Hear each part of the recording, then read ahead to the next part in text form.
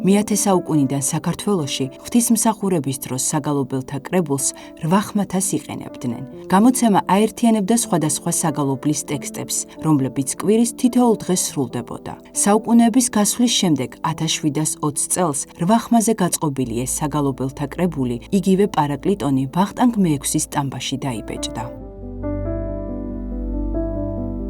ამ დრომდე საგალობელთა კრებული საქართველოს ეროვნულ ბიბლიოთეკაში ინახებოდა. სულ ცოტა ხნის წინ კი ფონდების კონსერვაციისა და რესტავრაციის განყოფილებამ მას ახალი სიცოცხლე შესძინა. ამ კრებულის ისტორია მოდის მე-10 საუკუნიდან და დაბეჭდილია 1720 წელს. ვახტანგ მე-6-ის სტამბაში. ამ გამოცემას ახლავს თავფურცელზე მცირე წინასიტყვაობა ვახტანგ მე-6-ის, მეორე გვერდზე ბაგრატოვანთა გერბია და ბოლო გვერდზე ვახტანგ მე-6-ის პორტრეტი. დაბეჭდილია ორ ფერში, შავი და წითელი ფერია.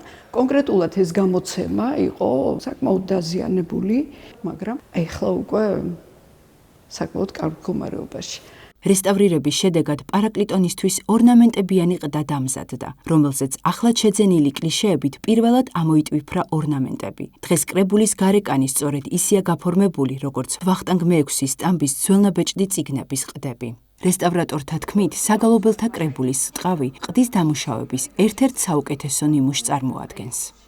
მე ვერ გეტყვით, რომ ზუსტად ისეთი ორნამენტები იქნა გამოყენებული, რაც იმ დროს იყო. ჩვენ ეგეთი ორნამენტი არ აქვს, შეიძლება როდესღაც დავამზადოთ, მაგრამ ამ წუთში და ეხლა ამ ეტაპზე არ გვაქვს ორნამენტები, რომელიც მივამსგავსეთ და როგორ ვქენით, იცი, ავაწყეთ. ჩვენ თვითონ ავაწყეთ, ნახე, აი ამ კონკრეტულ მაგალითზე მინდა გაჩვენოთ, ანუ აქ ხო არის რაღაცა, თითქოს ყურძენს გავს, ეს მონაკვეთი ცალკე დაისვა, ეს მონაკვეთი ცალკე, ეს ცალკე და საერთო ჯამში შეიკრა მიმსგავსებული.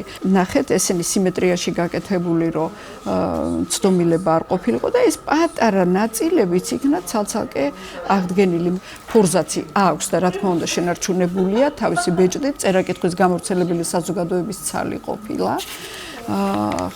ხო და აი მინაწერებით და ეს სამწუხაროდ ნაკლული ცალია და არა აქვს წინასიტყვაობა ვახტანგ მე-6-ის და არა აქვს გერბი.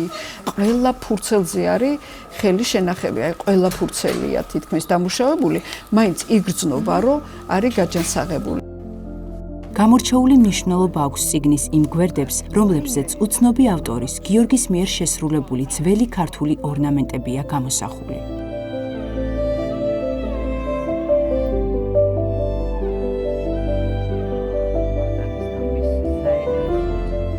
რესტავრაციის პროცესში გაიწმინდა, დეზინფექცია ჩაუტარდა და აღდგა წიგნის ყველა ფურცელი. ფურცლებს გაუკეთა დეზინფექცია, დეზინსექცია, სრულად რესტავრაცია გაუკეთდა, თითქმის ყველა ფურცელზე მოხდა ჩარევა, იმიტომ რომ ეკლესიის წიგნები ზოგადად ძალიან ისრება სანთლით, შლის შედეგად, თითის ცხიმით და ამ ყველაფრის გაწმენდის შედეგად, დეზინფექციის შედეგად გაკეთდა უკვე რესტავრაცია და მერე მოხდა რვეულების დაერთება და ბლოკის შეკვრა მთლიანად. ბლოკის შეკერვის შემდგომ უკვე გაუკეთდა დაყდავება და ჩაისვა ახალ ტყავში, რომელიც მივამსგავსეთ იმ ეპოქის ფერის ტყავს. საკმაოდ შრომატევადი საქმე არის ჭვირნიშნების დატნევა ყდაზე, მოიცავს დიდ პერიოდს. და რა ვიცი, შედეგით ჩვენც რესტავრატორებიც ძალიან კმაყოფილები ვართ, ბევრი ორნამენტია გამოყენებული ყდაზე.